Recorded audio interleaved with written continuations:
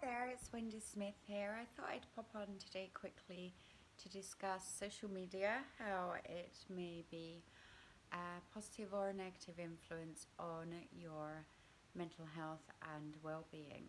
Now, depending on how you feel about yourself, your social media could actually be reinforcing feelings that you have in yourself or triggering you to feel down, depressed, fed up, anxious, fearful, um, and not so good about yourself. And when you're working to build strong, stable mental health and emotional well-being, we need to pay attention to these things. I mean, first and foremost, if you've got Instagram, if you've got friends on Facebook, and you are comparing yourself negatively towards these people, towards what's happening in their lives, towards the number of friends, popularity, if that's important to you, if that seems to be something that's making them happy, that you think might be making you happy. If you are constantly wanting people to show validation for you because your self-esteem is low, then, when you don't get as many likes on one post as you did on the previous post, that in itself is a source of, possibly those negative thoughts coming in, feeling down, feeling fed up, and relying on others as a source for feeling good about ourselves is a primary reason behind mental health issues, and also puts us in a position where others can use that to their advantage, which in the end will have a further negative impact on your mental health if you fall prey to somebody that uses control and manipulation to empower themselves, to make them feel good about themselves by making others feel bad about themselves and undermining their self-esteem to make them feel, better in themselves. And that happens so much in society. We really want to be aware of it. Obviously, social media with private messaging, with, I know Instagram, I know Facebook has private messaging, I know Snapchat can also be a source. Anything that is in the public eye or behind the public eye through a private source can also be a source of somebody having a go at you where nobody else is seeing it, that can make you feel uncomfortable, that can make you feel frightened, that can be just a source of somebody using ill intentions to have a go at you, to pick fault in what you've put on your social media.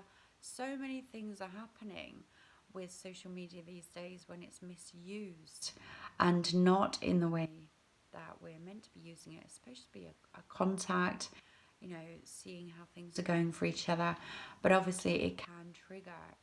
If you've got people on your social media that appear to be doing better than you, that can lower your self-esteem. It can bring on self-destructive thinking. It can make you feel, not good enough. It can actually lessen the effort that you feel you want to put into things that you're achieving. It can, really give an impression that may in fact be false. And not actually be the reality. It may be that they're actually putting out an impression that life's really good to cover their low self-esteem. So we never know what's actually happening behind what we're seeing on social media. And remember, we don't actually know that everybody's giving us the real impression of their lives, even face to face, because they might also be covering something that's happening in their lives that they're not happy with, but trying to, go along with this positive life, life's so good, as a way of covering and hiding, anything that's happening to them that's really unhappy or really not good for them, or not so nice. So they want to sort of give out this impression that life's really good to everybody around them to protect themselves from having to actually come forward and speak up about things that aren't so good in their lives. And it can be really hard to do that, especially with this social media idea. of putting out this best face of and representation of our lives. You know, in competition, you know, my life's better than yours, or any sort of way that it's misused. But it can be really harmful. It can, you know, you might see a post on your page that creates fear, anxiety, depression in yourself, concern for another if you find that you get over involved in what's going on in somebody else's life. You know, you could start worrying about them too much, going to bed, overthinking. So there's all sorts of things that could be happening on your social media that are working as a negative impact whilst you're trying to build your own self-esteem, your own self-confidence, handle anxiety and all this stuff. And I run a coaching group via Facebook so that we can use Facebook as a positive resource for building those things. And, you know, we will discuss all those things, our influences, um, that influence our mindsets, influence how we feel.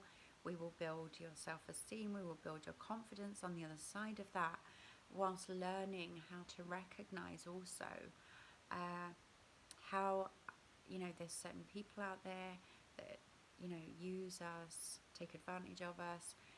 You also, if you're posting on social media that you have mental health issues, then we are aware that there's people looking at pages, seeking out people that they can take advantage of.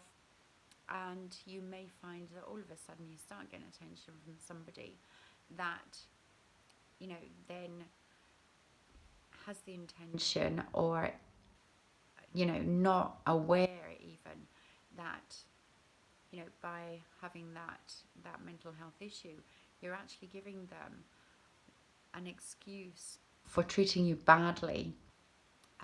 And there are lots of ways that we'll discuss within this coaching group that you could actually be putting yourself in the line of fire for somebody to come into your life and diminish your self-esteem, your